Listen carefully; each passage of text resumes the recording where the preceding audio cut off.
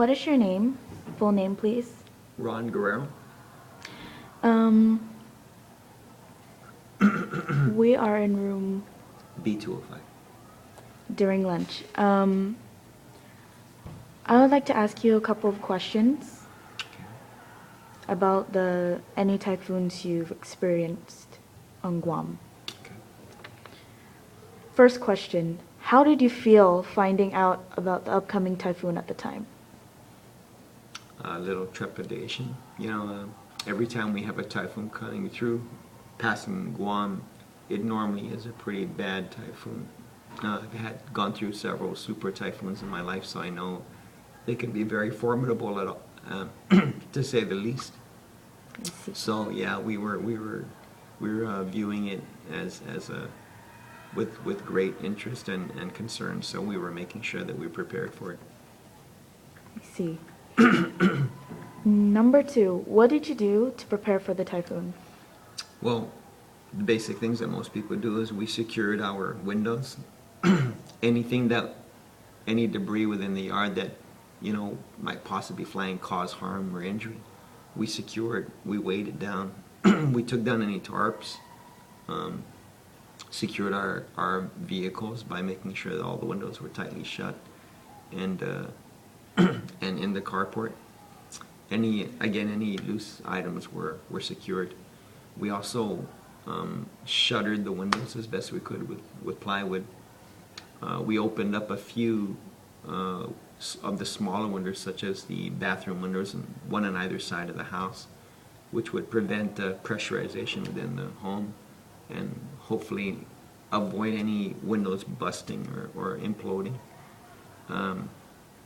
And we made sure that we had adequate food supplies, batteries, radio, a lot of water.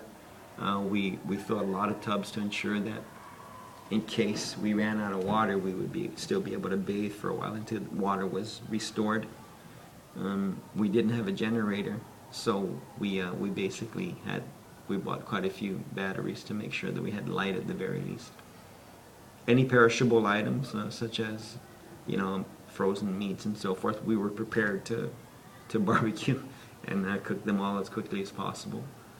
We also bought one of those portable stoves, gas, propane operated stoves, so that we could cook stuff.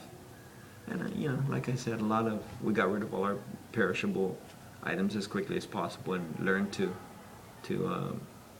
use a lot of canned goods and quick foods that we could make. So the perishables went down first?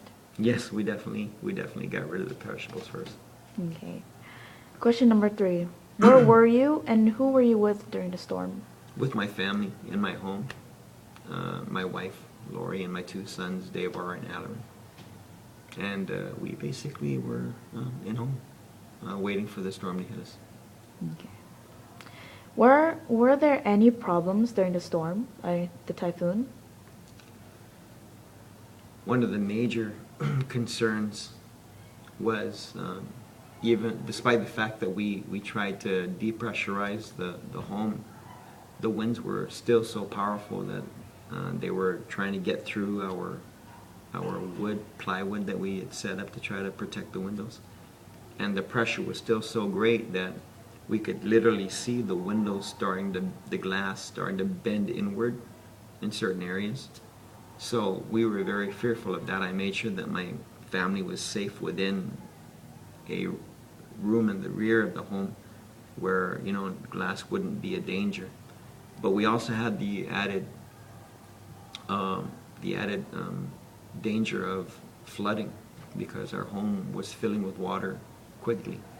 We had to resort to measures such as taking dustpans and scooping them up in whatever empty containers we had. We were scooping the water and putting it into that so that it wouldn't overflood our home. We certainly didn't want it to get as high as our outlets, which would cause once the power was restored, we didn't want to have to worry about an electrical hazard. So we had our challenges. And obviously we were very scared of debris hitting the windows and breaking through. Okay, thank you. Question number 5. Was anything destroyed? Any losses? If so, what were they post-typhoon?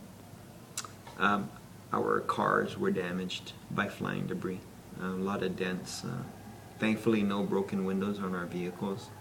A little bit of water damage within the interior of the cars.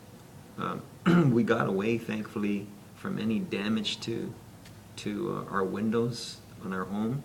There was some flooding. There was a lot of erosion in the embankment around my house. A lot of erosion again, and because I was on somewhat of a slope on one side of my house, there was a lot of erosion there. And mostly to things that were outside the house. Not so much damage occurred inside the house, so we were fortunate. And last question, number 6. After the storm typhoon, how did you live for the next few weeks, months? How did you get back on track? Like everyone else, I think, although we were fortunate in a lot of respects, like everybody else, we had to wait until water was restored, wait till power was restored. We didn't have a generator, so we basically used candles, flashlights, and periodically when my father-in-law came over to spend some time with us, he brought his generator, so we used his generator, to do basic things.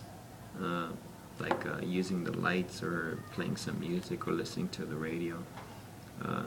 We depended primarily on our barbecue pit and our propane gas stove to cook things. And we just found ways to fill in the time while there was no school, and in some cases no work, and bonded.